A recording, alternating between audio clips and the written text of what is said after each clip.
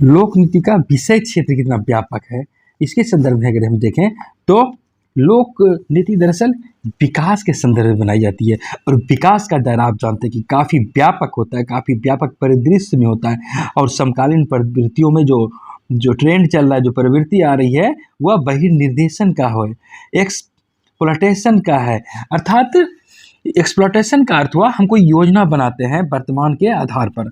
अर्थात अगर हम देख रहे हैं कि वर्तमान में देश की जनसंख्या 1 अरब 21 करोड़ है और यह किस रफ्तार से बढ़ती जा रही है पिछले दशक, उसके पिछले दशक में, तो हम इसके आधार पर अनुमान लगाते हैं कि आने वाले 10 साल में फिर जनसंख्या कितनी तेजी से बढ़ी, कितनी होगी, और उसके आधार पर हम योजना बनाते हैं, नीति का निर्माण करते हैं।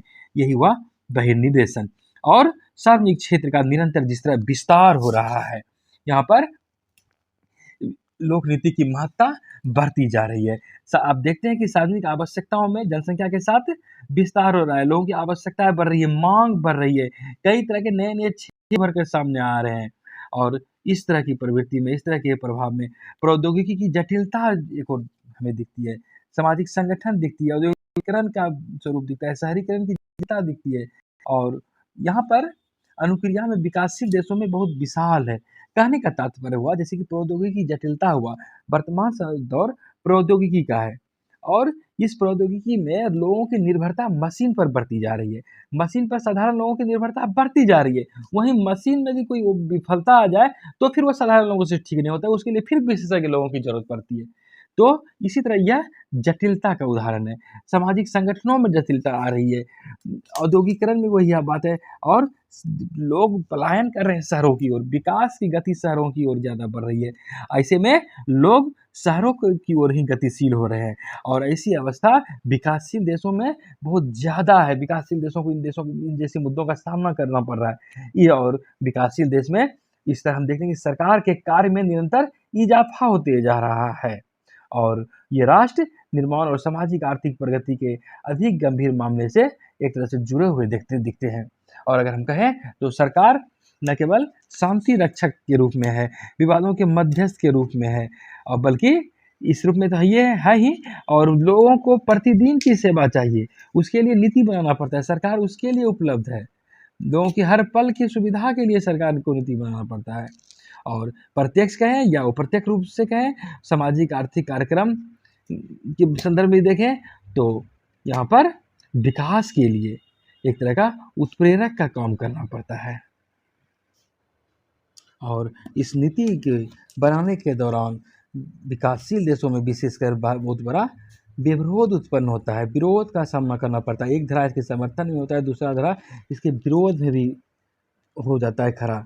अब देखते हैं जैसे कि राष्ट्रीय विकास तेज करने की बात होती है, नई प्रौद्योगिकियों को अपनाना होता है और कोई संस्थागत परिवर्तन ही क्यों न हो, तो इस तरह के विरोध की बातें होती है।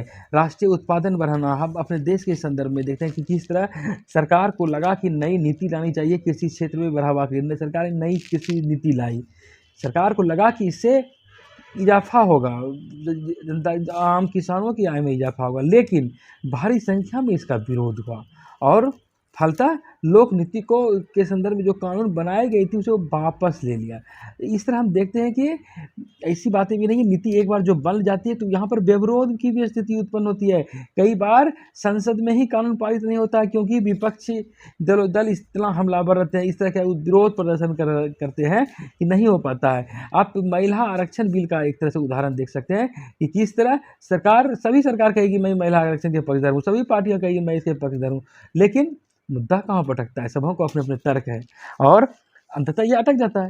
खैर, यहाँ पर राष्ट्रीय उत्पादन बढ़ाने की बात हो करें या कोई अन्य संसाधन का पूरा उपयोग करेंगे, कुल मिलाकर कहें तो जीवन स्तर को सुधारने के लिए लोक नीति बनाना पड़ता है और इसमें कभी कभी सरकार को विरोध भी झेलना पड़ता है। सभी इसके एक स्वर में इसके पक्षधर नहीं होते हैं और कई बार लोक नीति का आधार और विषय क्षेत्र दोनों को काफ़ी विस्तृत रूप में देखने को मिला है। लोक नीतियाँ नागरिकों के जीवन चक्र की सभी अवस्थाओं पर गहरा प्रभाव डालती है। हम देखते हैं कि सरकार कुछ भी नीति बनाती है, लोगों से जुड़ी हुई होती है और जीवन की हर ऐसा कोई अवस्था नहीं कि होता है जबकि उसकी नीति प्रभावित नहीं होती है। 1991 के बाद निजीकरण की दौर बढ़ी और इसके बाद हम देखते हैं कि एक और निजी कंपनियां आई, लोगों को सुविधा में भी इजाफा दिखा। दूसरी ओर आउटसोर्सिंग का भी काम होता है, घर बैठे इंडिया से लोग अमेरिका की कंपनी का काम कर देते हैं। तो इस तरह से इन्हें लाभ भी हुआ, ऐसी बात नहीं कि सिर्फ हानि ही हुई है, निजीकरण से लोगों को लाभ भी हुआ, ये अलग बात है। इसके दोनों पहलू सामने आते हैं और इस तरह की प्रवृत्ति विकासशील देशों में ज़्यादा देखने को मिलती है, क्योंकि विकसित देशों ने तो निजीकरण उदारीकरण की बातें बहुत पहले अपना रखी है, लेकिन विकासशील देशों में अपनाया जाता है तो एक धरा विरोध करता है, दूसरा धरा इसे अपनाता है, इसके खूबियाँ गिनाता है। खैर, माइकल टीटज एक विद्वान हुए, उन्होंने 1980 में ही लिखा था कि लोक नीति की सीमा काफ़ी विस्तृत है, यह अत्यावश्यक है और अत्यावश्यक से अत्यंत साधारण तक है। आज लोक नीतियाँ रक्षा, पर्यावरण, हर क्षेत्र में इसकी आवश्यकता होती है कि किस तरह विकास के कार्य हो, चाहे वो पर्यावरण के संदर्भ में क्यों ना हो, स्वास्थ्य के संदर्भ में क्यों न हो, शिक्षा के संदर्भ में हो, आवास योजना के संदर्भ में हो, टैक्स के संदर्भ में हो, मुद्रास्फीति के संदर्भ में हो, विज्ञान प्रौद्योगिकी के संदर्भ में हो, तो हर क्षेत्र में इनका विषय क्षेत्र व्यापक होते गया है, विस्तृत होते चला गया है।